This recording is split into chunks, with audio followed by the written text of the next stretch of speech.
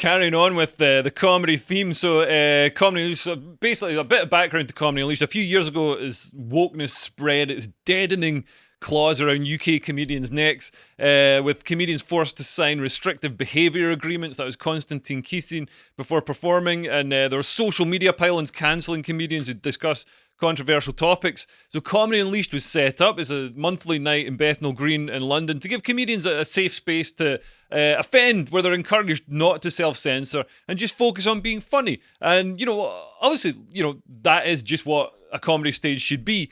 I'm assuming with something like this as well, there will probably be a bias towards people who are centrist or centre-right, but I'm assuming that the people in charge of this are not restricting left-wingers who have offensive routines from joining in. There kind of wasn't a bias towards people who are right-wing. I mean, there just aren't that many right-wing comedians, so you can't make a right-wing comedy night, because it would be me and Jeff Norcott, who are on this tour.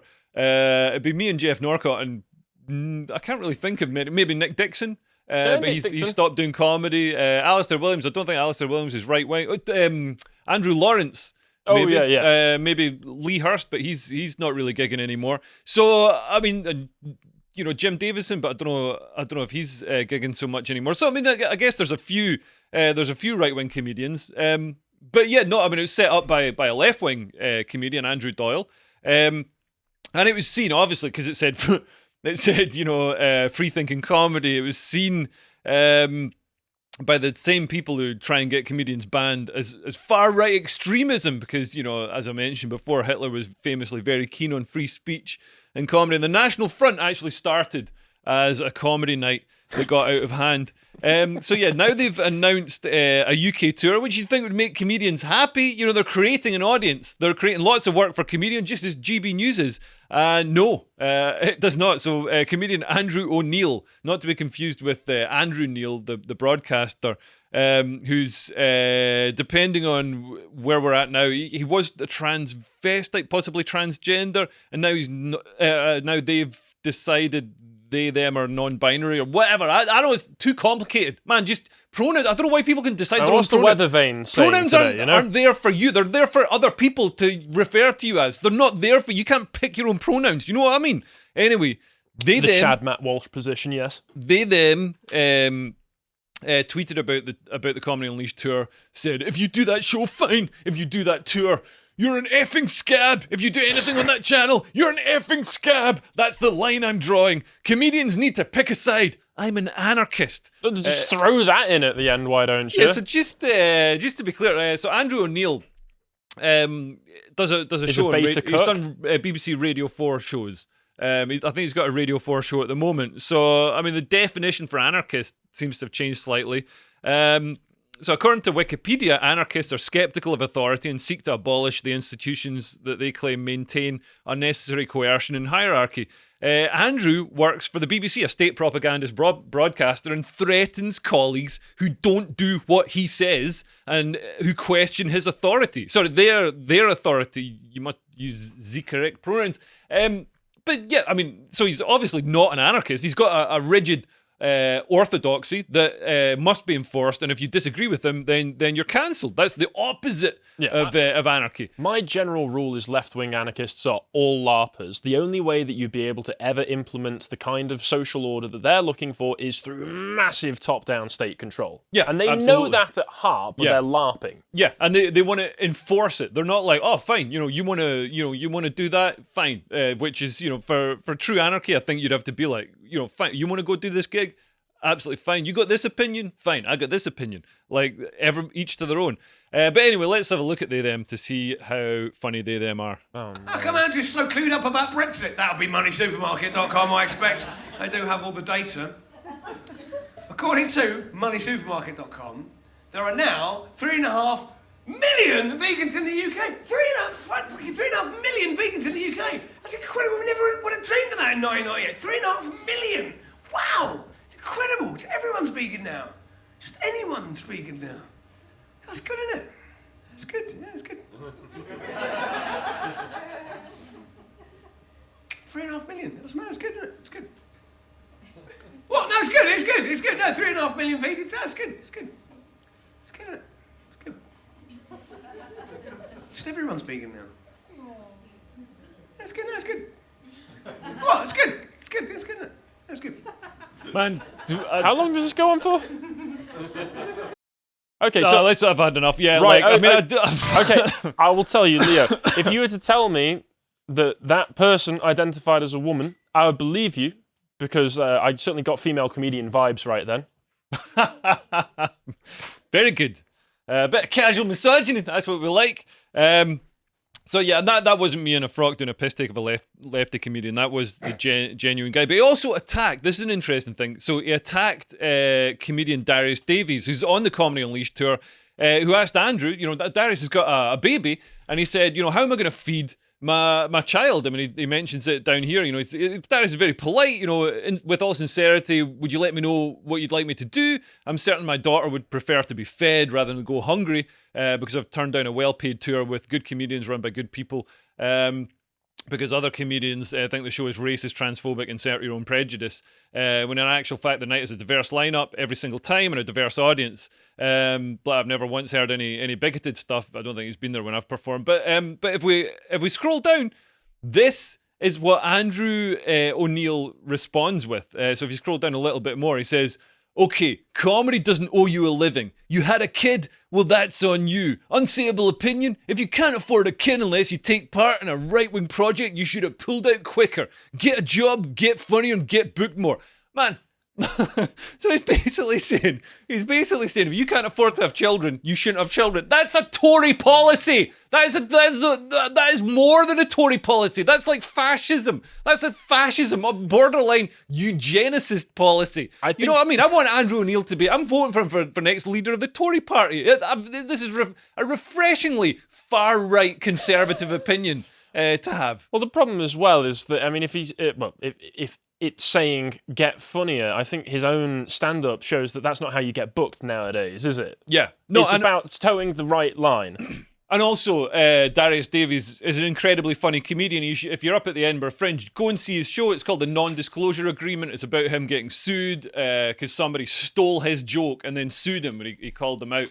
And yeah, it's an amazing show. He's incredibly funny. So yeah, Darius Davies, Non-Disclosure Agreement show. But getting back to this, like all the arguments against Comedy Unleashed are just mental. Some say it's marketing. They're just saying, Comedy Unleashed is marketing itself by saying they're free speech. Oh, heaven forbid that a comedy night should market itself. You know what I mean? You're supposed to just crawl into the gutter and pull a blanket over your head. Do you know who else was good at marketing, though? Nazis. I mean, Goebbels. Yeah. Nazis and Walt Disney. So other people say that Comedy Unleashed damages other comedy nights by suggesting that they're leashed and you can't say what you want at other comedy nights. I mean, that's nonsense. Plenty of comedy nights, for example, say that they're the best comedy nights with rising stars. It doesn't mean that, they're implying that other comedy nights have fading has-beens and are worse comedy nights. It's just, people say stuff like this. And also, other nights do restrict free speech and cancel comedians. I was booked on a comedy night in North London. I think it was at 2 Northdown. And, it was an unpaid new material night. The venue manager or whatever got wind that I was on and cancelled the whole night. So it wasn't just me it was like sending a message. If you associate with Leo, if you're friends with Leo, if you're willing to work with Leo, then we'll get you cancelled. So you've got to completely ostracize yourself and distance yourself from it, which just shows why Comedy Unleashed is necessary. To counteract that sort of evil, sort of destructive prejudice. It's nuts. Anyway, back to Andrew ONeil and them's terrible takes. So he says, "I'm thinking of starting a comedy tour for comedians whose political views are not shared by half the politicians in Parliament." Oh yeah, because obviously stand-up comedians famously pro-government and all agree with everything that Priti Patel says. Absolute nonsense. Anyway, and this is why we need a night where alternative opinions are allowed. There's only about 3 openly right-wing comedians on the circuit, and about 2 of them are me. So yeah, comedians say, but you can say what you want at any comedy night, but to get to the point, I do now do stuff that I started out doing at Comedy Unleashed, and I do it at other comedy nights, but Comedy Unleashed sort of gave me the confidence to sort of try out that material and, a place to hone it and get the confidence to then do it at other clubs. And there are other clubs that, allow, diverse views. Some great clubs that don't. I don't think as part of the marketing, as far as I've seen so far, that Comedy Unleashed is marketing itself as like the monopolization of edgy comedy in any way. It's just a night to put on comedians who are a bit more edgy. And there are comedy nights such as Quantum Leopard, which market themselves as safe space comedy, where you get a badge or a sticker if you don't want to be spoken to, and they've got gender-neutral toilets and all that kind of stuff, and they use that as a marketing tool. So marketing. I mean, I don't know why anybody would get upset, but also it seems to be working. Other comedians got stuck in. So Martin Moore, who's a lovely guy. I've gigged with him loads. Did a tour in Southeast Asia with him. He said, "Why am I on this poster?" Which, to be honest, was my response when I saw him on the poster, because he's a lovely guy. But he's not, he doesn't push any boundaries with his comedy. But this was jumped on by lots of critics who said that Comedy Unleashed was just making up bookings, and it wasn't. It was just a booking error. Amy Mason who's another comedian, said that if your comedy career is going so badly, you need to share a bill with a man dressed as Hitler. Maybe just stop comedy, get a job in Halfords or something. I worked in retail for years and it was fine. I fully believe that she worked in retail for years. Is the man dressed as Hitler funny? Yeah, is Hitler hilarious? Yeah, that's what all I care about at a comedy night. Mel Brooks, you know what I mean? Yeah. Hello. Prince Harry. Mel Brooks, Jewish man, dressing himself as Hitler for Blazing Saddles. And here, who she's talking about is Frank Sinatra, who's a legend of the London cabaret. Sinatra, that's quite good. So yeah, let's watch a bit of his stuff. Third Reich. That's what all the people say. I took Poland in April, then France in May. And I was starting to croon. Then I took those checks in June. I say Third Reich. And as funny as it may seem, lift the music, I just got mine kicks. Watching nations scream, but I won't let it get me down. 'Cause it would soon be my world, spinning around. So just brilliant stuff, man. I saw his full show last year, and it had he does songs. He's got the Iraq pack. So he's got Saddam Davis Jr., Dean Stalin, and Osama Bing Crosby, and it's just, man, it's an absolute riot. I mean, it's what comedy and cabaret should be, just outrageous and fun, and obviously not genuinely fascistic. You know what I mean? He's not like empowering Hitler by doing that. He's mocking Hitler. What do you mean? I feel the warm light of the Third Reich racing through me right as we speak. No, in terms of costumed comedy, he's got a few chuckles out of me, which is certainly more than Andrew ONeil did. So there you go. You're officially less funny than Hitler. And this guy, Tony Cowards. So Tony Cowards is a dismal Does he comedian. live up to his surname? Pretty much.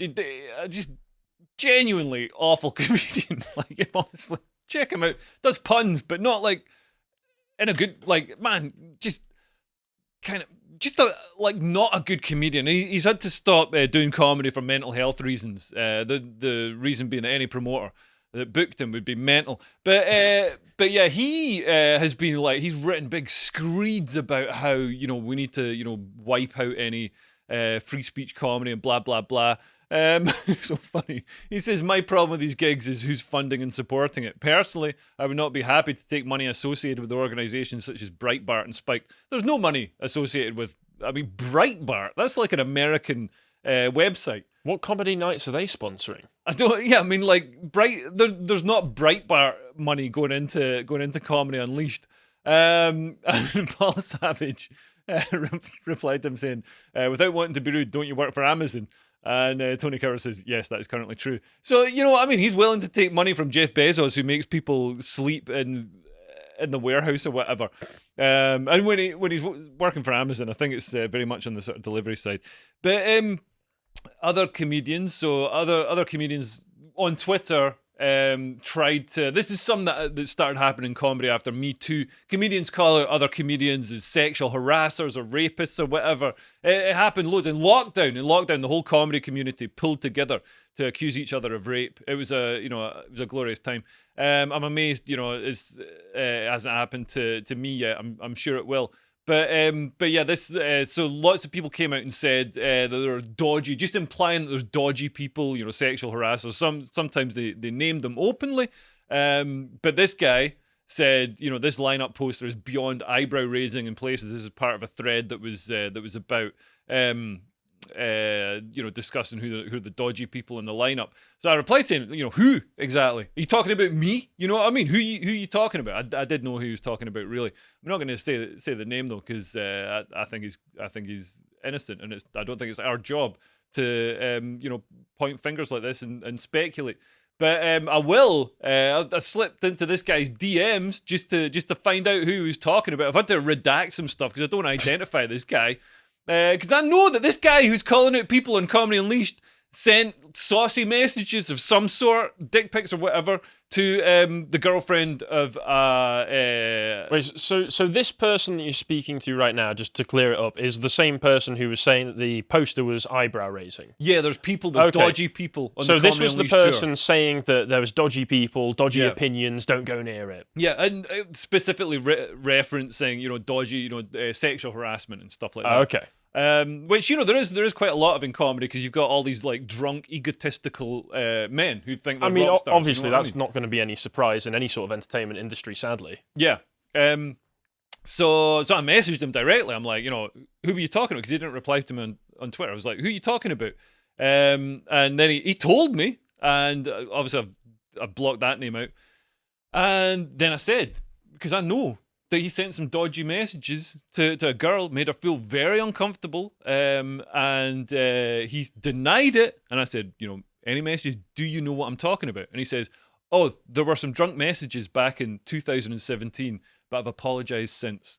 And it's like, so it's fine. It's fine for you to go and smear other people and name them and try and get them banned from the industry for sexual harassment. But you did it yourself back in 2017. I don't know. I just find that side of things just disgusting and hypocritical. And once again, apologies count when this guy does it. Yeah. It's fine for him to apologise. Although the comedian he's talking about actually did a full-on show about his accusations, which I wished I'd seen. I bet it was really funny.